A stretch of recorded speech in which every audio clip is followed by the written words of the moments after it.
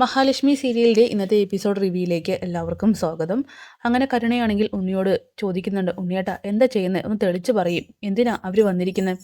അത് A C നേരാക്കാൻ. അതിന് കണ്ണേട്ടൻ്റെ റൂമിൽ എ സി കേടാണോ? കേടല്ല, ഒന്ന് കേടാക്കാൻ വന്നതാ. എനിക്കൊന്നും മനസ്സിലാവുന്നില്ല, എന്താ കാര്യം? എടി, നിനക്ക് ഈ കണ്ണനും മഹാലക്ഷ്മി കുഞ്ഞുമായിട്ട് ഈ വീട്ടിൽ സന്തോഷത്തോടെ ജീവിക്കുന്നത് കാണാൻ താല്പര്യമുണ്ടോ? അതൊരിക്കലുമില്ല. എങ്കിലേ അതില്ലാതാക്കാൻ വേണ്ടിയിട്ടാ ഞാൻ ഈ കിടന്ന് പാടുപെടുന്നത്. നിന്റെ അച്ഛനെ കൊണ്ടും എൻ്റെ അമ്മാവനെ കൊണ്ടും മേഘനാഥനേട്ടനെ കൊണ്ടും സാധിക്കാത്തത് എനിക്ക് സാധിച്ചെടുക്കണം. എ സി അയാൾ വന്ന് ഓണാക്കിയാൽ അതോട് കൂടിയിട്ട് അയാളുടെ കഥ കഴിയും. എന്താ പറയുന്നതെന്ന് വെച്ചാൽ, ഇപ്പം എൻ്റെ അമ്മ എന്ന് പറയുന്ന ആൾക്ക് എൻ്റെ കണ്ണേട്ടനോട് ഒരുപാട് സിമ്പതി കൂടുതലാണ്. എനിക്ക് പോലും ചോറ് വിളമ്പി തരാൻ അവർക്ക് യാതൊരു താല്പര്യമില്ല. മാത്രമല്ല, കണ്ണേട്ടൻ്റെ ടേസ്റ്റിനനുസരിച്ചിട്ടാണ് ഫുഡൊക്കെ ഉണ്ടാക്കുന്നത്. അങ്ങനെയുള്ള ആ മഹാലക്ഷ്മി കുഞ്ഞുമായിട്ട് ഇങ്ങോട്ട് തിരിച്ചു വന്നാലേ അമ്മ അവരെ കെയർ ചെയ്യുന്നത് നിനക്ക് കാണേണ്ടി വരും. പിന്നെ ആ മേഘനാഥനെ ചതിച്ചിട്ട് പോയ മഞ്ജു ഉണ്ടല്ലോ, ആ സാഗറിനെയും കൂട്ടിയിട്ട് ഇങ്ങോട്ട് വരും. അവർക്കൊക്കെ അമ്മ വെച്ച് വിളമ്പി കൊടുക്കും. അങ്ങനെയുള്ളപ്പോൾ നമ്മൾ പല കാഴ്ചകൾക്കും സാക്ഷ്യം വഹിക്കേണ്ടി വരും. അതിനേക്കാൾ നല്ലത് ആ കണ്ണനെ അങ്ങ് കൊന്ന്, ആ കണ്ണൻ എല്ലാവരുടെയും നട്ടലാണ്. അപ്പോൾ പിന്നെ അതങ്ങോട്ട് ഇല്ലാതാക്കുന്നതല്ലേ നല്ലത്. കണ്ണൻ പോയ മഹാലക്ഷ്മിയുടെ അഹങ്കാരം കുറയും. മഹാലക്ഷ്മിയുടെ മാത്രമല്ല, അവർക്ക് ഒപ്പമുള്ളവരുടെയും. പിന്നെ പതുക്കെ അവരെയും അങ്ങ് തീർത്തേക്കാം. ആദ്യം ഈ കണ്ണനെ അങ്ങ് കൊന്നു കളയാമെന്ന് തീരുമാനിച്ചു. അതുകൊണ്ട് തന്നെ ഇപ്പോൾ വന്നിരിക്കുന്നവർ എ സിയിൽ വിഷവാതകം നിറയ്ക്കാനായിട്ട് വന്നിരിക്കുകയാണ്. അയാൾ വന്ന് എ സി ഓണാക്കിയാൽ അയാളുടെ കഥ തീരുമെന്നൊക്കെ പറയുമ്പോൾ, ആണോ, അതെന്തായാലും നന്നായി. പക്ഷേ നമുക്കിത് വിനയായിട്ട് വരുമോ? വിനയായിട്ട് വരുമൊന്നുമില്ല. നീയേ ആ റൂമിൽ കയറിയിട്ട് എ സി ഓണാക്കാതിരുന്നാൽ മതി. അങ്ങനെയെങ്കിലേ നീയായിരിക്കും മുകളിലോട്ട് കെട്ടിയെടുക്കുന്നതെന്നൊക്കെ പറഞ്ഞ് ഉണ്ണിയാണെങ്കിൽ ഒരു മുൻകരുതൽ കൊടുക്കുകയാണ്. എന്തായാലും അയാളെ ഞാൻ ഇല്ലാതാക്കിയിരിക്കും. ഞാൻ കണ്ട സ്വപ്നങ്ങളെല്ലാം ഞാൻ നേടി എടുത്തിരിക്കുമെന്ന് പറഞ്ഞുകൊണ്ട് ഉണ്ണി അങ്ങോട്ട് പോകുന്നുണ്ട്. കരുണയ്ക്കാണെങ്കിൽ ചെറിയൊരു ടെൻഷൻ ഉണ്ടെങ്കിലും എന്തായാലും അവൾ ഒരുപാട് സന്തോഷിക്കുന്നുണ്ട്. പിന്നീട് ദുർഗയാണെങ്കിൽ കുഞ്ഞിനെയൊക്കെ കണ്ട് തിരിച്ച് താഴേക്ക് ഇറങ്ങി വരികയാണ്. ഈ സമയം അനന്തു കുഞ്ഞിനെ കണ്ടോ എന്നങ്ങനെ ചോദിക്കുമ്പോൾ ദുർഗ പറയുന്നുണ്ട്, കണ്ടു മോനെ. സന്തോഷമായോ? സന്തോഷമായി. പിന്നെ ഈ ലേഖ ഇങ്ങനെയൊക്കെ പറയുന്നത് കേട്ടിട്ട് അമ്മ വിഷമിക്കൊന്നും വേണ്ട. കഴിഞ്ഞ കാലം അങ്ങനെയായിരുന്നല്ലോ. ഞങ്ങൾക്ക് ആർക്കും ഇപ്പോൾ നിങ്ങളെ കണ്ണടച്ച് വിശ്വസിക്കാനായിട്ട് കഴിയുന്നില്ല. കാരണം കുഞ്ഞിനെയും മഹിയെയും നിങ്ങൾ അത്രത്തോളം ദ്രോഹിച്ചിട്ടുണ്ടെന്നൊക്കെ പറയുമ്പോൾ ഇത് കേട്ടിട്ട് ദുർഗ പറയുന്നുണ്ട്, ശരിയാ മോനെ, എനിക്കറിയാം നിങ്ങൾക്കാർക്കും ഞാൻ മാറിയതിൽ ഒട്ടും വിശ്വാസമില്ലെന്ന്. പക്ഷേ ഇനി ഞാൻ മാറിയില്ലെങ്കിൽ മനുഷ്യനായിട്ട് എന്നെ കണക്കാക്കാനായിട്ട് കഴിയില്ല. എൻ്റെ വിശ്വട്ടൻ എന്നോട് പൊറുക്കില്ല. കണ്ണൻ്റെ പഴയ അമ്മ തന്നെയാണ് ഞാൻ. പിന്നെ മഹി അങ്ങോട്ട് വരികയാണെങ്കിൽ അവളെ ഞാൻ പൊന്നുപോലെ നോക്കിക്കോളാം. നിങ്ങളിനി അവളെ വിടില്ല എന്നാണ് എൻ്റെ ഊഹം. പക്ഷെ മനസ്സ് മാറുകയാണെങ്കിൽ ഉറപ്പായിട്ടും ഞാൻ അവിടെയുണ്ട്. ഞാൻ മഹാലക്ഷ്മിയെ നന്നായി നോക്കുമെന്നൊക്കെ പറയുമ്പോഴേക്കും അവിടേക്ക് കണ്ണൻ വരികയാണ്. അമ്മ ഇവിടെ എത്തിയോ? മോനെ, ഞാൻ ഇങ്ങോട്ട് വന്നു. ക്ഷേത്രത്തിലേക്ക് പോയിരുന്നു. എല്ലാവരുടെ പേരിലും അർച്ചന കഴിച്ചിരുന്നു. അതിൻ്റെ പ്രസാദം മോളെ തൊടിയിക്കാനും പിന്നെ കുഞ്ഞിനെ ഒന്ന് കാണാൻ വേണ്ടി വന്നാണെന്നൊക്കെ പറയുമ്പോൾ, എന്നിട്ട് കണ്ടോ? കണ്ടു. പക്ഷെ എടുക്കാനൊന്നും പറ്റിയില്ല. ലേഖ സമ്മതിച്ച് കാണില്ല അല്ലേ? മോനെ, ലേഖ സമ്മതിച്ചില്ല. അതിൽ തെറ്റ് പറയാനില്ല. അറിയാലോ, ഞാൻ ഒരുപാട് ദ്രോഹിച്ചതല്ലേ. അതുകൊണ്ട് തന്നെ ആയിരിക്കും അവളതിന് സമ്മതിക്കാതിരുന്നത്. അതിലമ്മയ്ക്ക് സങ്കടമില്ല. അമ്മനെയും വിഷമിക്കുവാനൊന്നും നിൽക്കേണ്ട. അല്ല മോനെ, ഞങ്ങൾ സംസാരിക്കുകയായിരുന്നു മഹിയെയും കുഞ്ഞിനെയും വീട്ടിലേക്ക് കൊണ്ടുവരുന്നില്ലേ എന്ന്. അതിനെക്കുറിച്ച് ആലോചിച്ചിട്ടില്ല ഇതുവരെ. നൂലുകെട്ടതിന് ശേഷം വേണം ആലോചിക്കാനായിട്ട്. മോനെ, അങ്ങനെ കൊണ്ടുവരികയാണെങ്കിൽ ഞാൻ അവളെ പൊന്നുപോലെ നോക്കും. അവളുടെ പ്രസവാനന്തര ശുശ്രൂഷകൾ ചെയ്യണമെന്നാണ് എൻ്റെ ആഗ്രഹം. പിന്നെ കുഞ്ഞിനെ ഞാൻ എൻ്റെ സ്വന്തം പേരക്കുഞ്ഞിനെ പോലെ നോക്കുമെന്നൊക്കെ പറഞ്ഞ് ദുർഗയാണെങ്കിൽ വിഷമിക്കുന്നു. ശരി, അമ്മ ഇനിയിപ്പോൾ ചെല്ലാൻ നോക്കെന്ന് പറഞ്ഞുകൊണ്ട് കണ്ണനാണെങ്കിൽ അവിടെ നിന്നും വിട്ടയക്കുന്നുണ്ട്. അങ്ങനെ അനന്തു ആണെങ്കിൽ കണ്ണനോട് പറയുന്നുണ്ട്, അവരുടെ ഈ കരച്ചിലും അഭിനയമാണോടാ എന്ന് ചോദിക്കുമ്പോൾ, അങ്ങനെ ആവാൻ ചാൻസ് ഇല്ലടാ.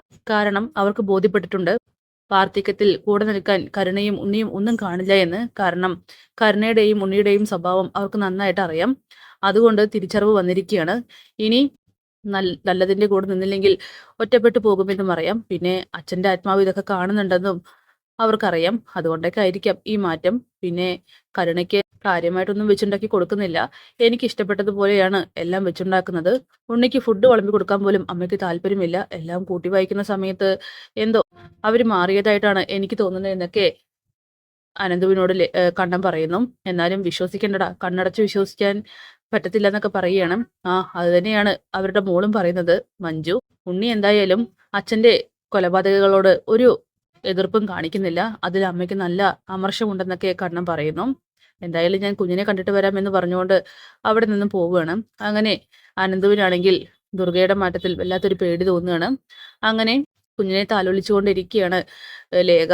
ആഹാ, ഇവിടെ തന്നെ ഉണ്ടായിരുന്നോ? എൻ്റെ അമ്മ വന്നിട്ട് കുഞ്ഞിനെ കൊടുത്തോ? അത് പിന്നെ ഇപ്പൊ ചോദിക്കാനുണ്ടോ? ഞാൻ തൊടണ്ട എന്ന് പറഞ്ഞു. എനിക്കറിയാമായിരുന്നു. അതുകൊണ്ട് അമ്മ അവിടെ വെച്ച് കുഞ്ഞിനെ കാണാൻ പോണമെന്നൊക്കെ പറഞ്ഞപ്പോൾ ഞാനാണെങ്കിൽ വേണ്ട വേണ്ടെന്ന് പറഞ്ഞ് വിലക്കിയിരുന്നു. ഇവിടെ വന്ന ലേഖ ഉറപ്പായിട്ടും കൊടുക്കില്ല എന്നറിയാം. അത് മറിച്ച് ദേഷ്യം കൊണ്ടല്ല, സ്നേഹം കൊണ്ടാണെന്നറിയാം. പക്ഷേ അവര് മാറിയതായിട്ടാ എനിക്ക് തോന്നുന്നതെന്ന് പറയുമ്പോൾ കണ്ണേട്ടന്റെയും മഹിയുടെയും ഈ ഒരു മനോഭാവമാണ് ആദ്യം മാറ്റേണ്ടത്. എല്ലാം മറന്ന് ഒരിക്കലും പെരുമാറരുത്. അവരിതുപോലെ ഒരുപാട് തവണ മാറിയതല്ലേ, എന്നിട്ടോ അവസാനം നല്ലൊരു പണി തരും. നിങ്ങൾ ഇരുന്ന് കരയും ചെയ്യും. ഇനി എന്തായാലും നിങ്ങൾ കുറച്ച് ശ്രദ്ധിക്കണം. എനിക്കതേ പറയാനുള്ളൂ. ദേ, അർച്ചന കഴിച്ച് പുഷ്പാഞ്ജലിയൊക്കെ പ്രസാദമൊക്കെ കൊണ്ടുവന്ന് മഹിയുടെ നെറ്റിയിൽ ഇട്ട് കൊടുത്തിട്ടുണ്ട്. ഇനി അതിലെന്തൊക്കെയുണ്ടെന്നാ എനിക്ക് സംശയമെന്ന് പറഞ്ഞുകൊണ്ട് അവളാണെങ്കിൽ കുഞ്ഞിനെയും എടുത്ത് അവിടെ നിന്നും പോകുന്നുണ്ട്. ഈ സമയം കണ്ണൻ മഹിയോട് പറയുകയാണ്, ദേ, ലേഖ കുഞ്ഞിനെ വിട്ടുതരുമെന്ന് തോന്നുന്നില്ല കേട്ടോ. ആ, അതുകൊണ്ട് തന്നെ ഇടയ്ക്കിടയ്ക്ക് എന്നെ നല്ല ഭയപ്പെടുത്തുന്നത് പോലെ സംസാരിക്കുന്നുണ്ട്. കുഞ്ഞിന് എന്തെങ്കിലും ആപത്ത് സംഭവിക്കും എന്നൊക്കെ പറഞ്ഞു. എന്തായാലും അനന്തവേട്ടനും രേഖയും കുഞ്ഞിനെ വിട്ടുതരുമ്പോൾ ഉള്ള വേദന അതെനിക്ക് ആലോചിക്കാൻ വയ്യ കണ്ണേട്ട എന്നൊക്കെ മഹി പറയുമ്പോൾ നമ്മൾ പിന്നെ എന്ത് ചെയ്യും? പക്ഷേ ഞാനിപ്പോൾ ഒരു കാര്യത്തെക്കുറിച്ച് ചിന്തിക്കുന്നുണ്ട്. ഒരു കോമ്പൗണ്ടിൽ 2 വീട്. അതിനെക്കുറിച്ച് ചിന്തിക്കേണ്ട സമയം അടുത്തു. കാരണം നമുക്ക് വേണ്ടിയിട്ടാണ് അവർ ഈ നാട്ടിൽ നിൽക്കുന്നത്. അങ്ങനെയുള്ളപ്പോൾ നമ്മുടെ കുഞ്ഞിനെ കാണാതെ അവർക്ക് ഒരിക്കലും ഇനി ഇരിക്കാനായിട്ട് കഴിയില്ല. അഥവാ നീയും കുഞ്ഞും വീട്ടിലേക്ക് വരികയാണെങ്കിൽ ഉറപ്പായിട്ടും ലേഖയാണെങ്കിൽ അനന്തുവിനെയും കൂട്ടിയിട്ട് അവിടേക്ക് വരും. കുഞ്ഞിനെ വേർപിരിയുന്ന സമയത്ത് ആ സങ്കടം അതിനിപ്പോൾ എന്തൊക്കെയാവുമോ ഒന്നും അറിയുന്നില്ല. അങ്ങനെ മഹി പറയുന്നുണ്ട്, ഈ വീട്ടിൽ നിന്നും നമ്മുടെ വീട്ടിലേക്ക് കുറച്ച് ദൂരം മാത്രമേ ഉള്ളൂ. പക്ഷേ ആ ഒരു യാത്ര പറച്ചിൽ അത് ഓർക്കുമ്പോൾ ഇപ്പൊ തന്നെ വിഷമാവുന്നുണ്ട്. അല്ല, തനിക്കിപ്പോ ഇവിടെ നിന്ന് വരണമെന്നില്ലേ? അത് പിന്നെ ഇവിടെ ഞാൻ സുരക്ഷിതയാണ്. ലേഖ കുഞ്ഞിനെയും എന്നെയും നന്നായി നോക്കുന്നുണ്ട്. ഇതിനേക്കാൾ എനിക്ക് എന്താ കണ്ണേട്ടാ വേണ്ടത്? അങ്ങനെ കണ്ണൻ പറയുന്നുണ്ട്, അമ്മ നിന്നെ അവിടെ വന്നിട്ടുണ്ടെങ്കിൽ നോക്കണമെന്ന് പറഞ്ഞ് നടക്കുന്നുണ്ട്. അതൊക്കെ ഇവിടെ വന്നപ്പോൾ പറഞ്ഞു. പിന്നെ അമ്മയുടെയും മാറ്റം സത്യമാണെങ്കിൽ ഈശ്വരന്മാർ അത് അംഗീകരിക്കുന്നുണ്ടെങ്കിൽ നമ്മള് അമ്മയുടെ കരച്ചിൽ തള്ളിക്കളയുന്നത് ശരിയല്ല എന്നൊക്കെ പറയുമ്പോൾ അത് പിന്നെ മഹി, ഈ ഈശ്വരന്മാർക്ക് അറിയാം നമ്മളെ അമ്മയുടെ കരച്ചിൽ തള്ളിക്കളയുന്നതിന്റെ കാരണം. അമ്മയെ പൂർണ്ണമായിട്ട് വിശ്വസിക്കാൻ ഇപ്പോ നമുക്ക് കഴിയില്ല. കാരണം കഴിഞ്ഞ കാലം അങ്ങനെയാണ്. അതുപോലെ തന്നെ നമുക്ക് ചുറ്റുമുള്ളവർ, അവരുടെ സ്വന്തം മോളടക്കം മാർക്കോയും ലോപ്പസും സാഗറും ലേഖയും അനന്തവും എല്ലാവരും പറയുന്നുണ്ട് നമ്മളോട് കണ്ണടച്ച് വിശ്വസിക്കരുതെന്ന്. അതുകൊണ്ട് നമുക്ക് കുറച്ച് സമയമെടുക്കാം. എത്ര കരഞ്ഞാലും അതിന്റെ പിന്നിൽ ചതിയുണ്ടോ എന്ന് അറിയില്ലല്ലോ. എനിക്ക് അവരെ വിശ്വസിക്കാൻ പറ്റാത്തതിന്റെ കാരണം, നീ നിറഗർഭിണിയായിട്ട് വീണിട്ട് പോലും അവർ നോക്കി നിന്ന് കുഞ്ഞു നീയും മരിക്കണമെന്ന് ചിന്തിച്ചവരാണ്. ആ അമ്മയെ എനിക്ക് വിശ്വസിക്കാനായിട്ട് കഴിയുന്നില്ല. പക്ഷെ ഇപ്പോൾ ഉണ്ണിയോട് വലിയ താല്പര്യമില്ല. കാരണം ആ വീട്ടിൽ നിൽക്കുന്നത് പോലും അമ്മയ്ക്ക് ഇഷ്ടമല്ല. എൻ്റെ ഇഷ്ടങ്ങൾ മാത്രമേ നോക്കുന്നുള്ളൂ. അതൊക്കെ കൂട്ടി വായിക്കുമ്പോൾ എനിക്കെന്തോ അവരെ വിശ്വസിക്കാമെന്ന് തോന്നുന്നു. അങ്ങനെ മഹി പറയുന്നുണ്ട്, ഈ പറയുന്ന അമ്മ തന്നെയല്ലേ അമ്മാവന്റെ വാക്കും കേട്ടിട്ട് കണ്ണേട്ടന് മരുന്ന് മാറ്റി തന്നത്? സ്നേഹം നടിച്ചുകൊണ്ടായിരുന്നില്ലേ ഇത്രയും കാലം ഇരുന്നിരുന്നത്?